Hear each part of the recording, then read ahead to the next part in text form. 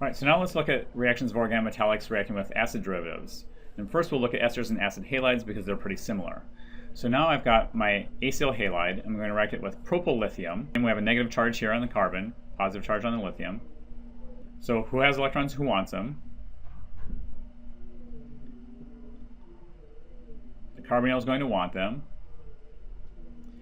It's going to push the electrons out onto the oxygen from the carbonyl as the organometallic alkyl group adds.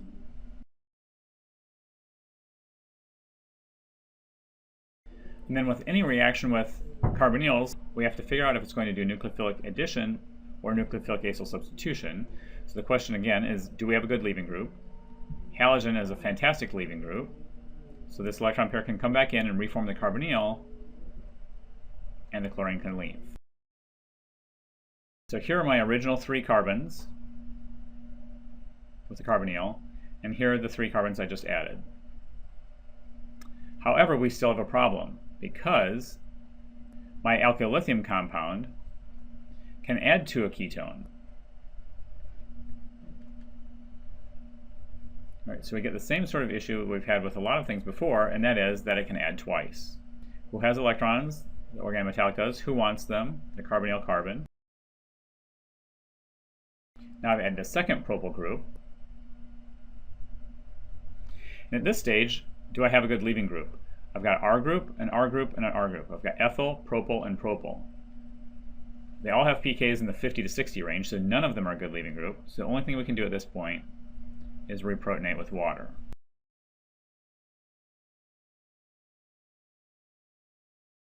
And there you have your product. The same reaction will occur with an ester and with a Grignard reagent. So my methyl group will come, add to my carbonyl, the electron pair will go up.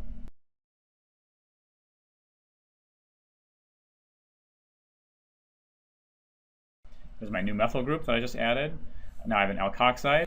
So the electron pair here comes back down to reform the carbonyl, and the alkoxide leaves. Again, I have a ketone, which can again react with my Grignard reagent. So another methyl can come in, add here, push this pair of electrons out onto the oxygen. Okay, here's my other new methyl group I just added. Now, do I have a good leaving group? My leaving groups are R, R, and R. They're all alkyl groups, so none of them are good leaving groups. So the only option is to reprotonate with water.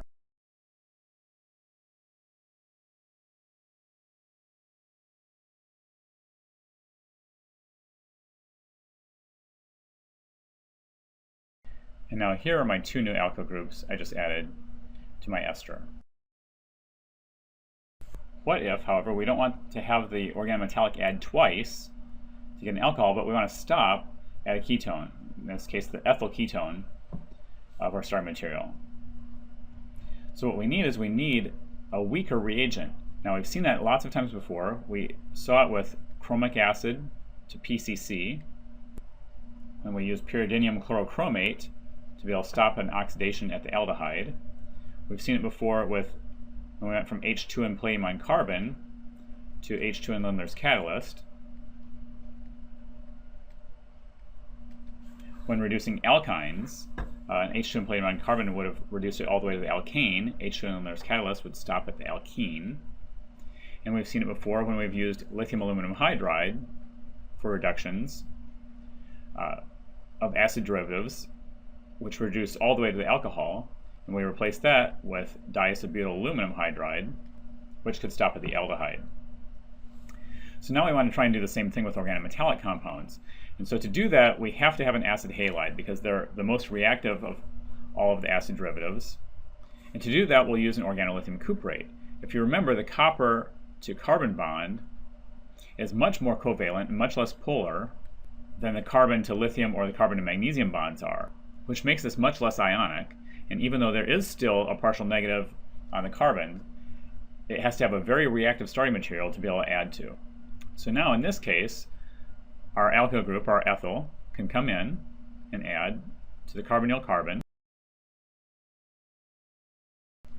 And then, like with all these mechanisms, we have to ask whether or not we have a good leaving group, and we do, which is chlorine. So this electron pair will come back down to reform the carbonyl. Chlorine will leave to form our ketone. And now our ketone is not reactive enough to react with the Gilman reagent.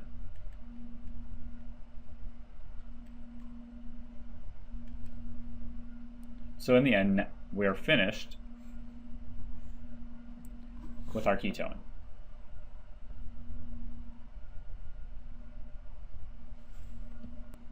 So what other reactions can we do with organometallic compounds? Well, for example, we can react an alkyl magnesium halide, or a Grignard reagent, with carbon dioxide. We use the same idea we always do: who has electrons and who wants them. Of course, the organometallic carbon has the electrons, and if you look at carbon dioxide, it's polarized with a delta minus on each of the oxygens, delta plus on carbon. So carbon is going to want the electrons, just like with other carbonyls. So the organometallic will add to the carbonyl, pushing an electron pair out onto oxygen. And now if you look at this is the carboxylate of benzoic acid. So if we reprotonate at this point,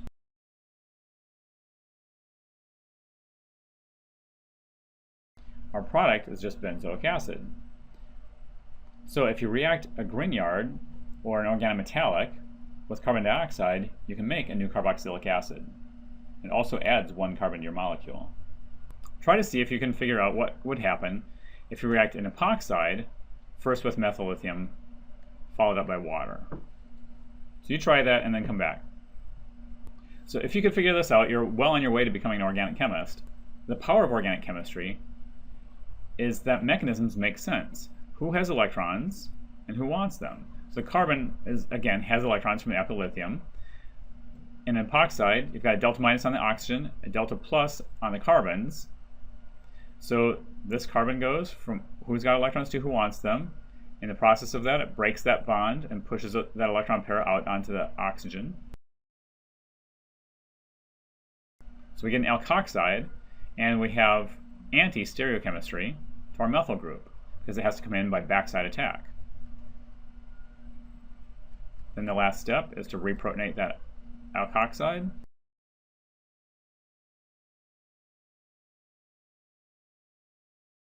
And now you've added an alkyl group anti to an alcohol.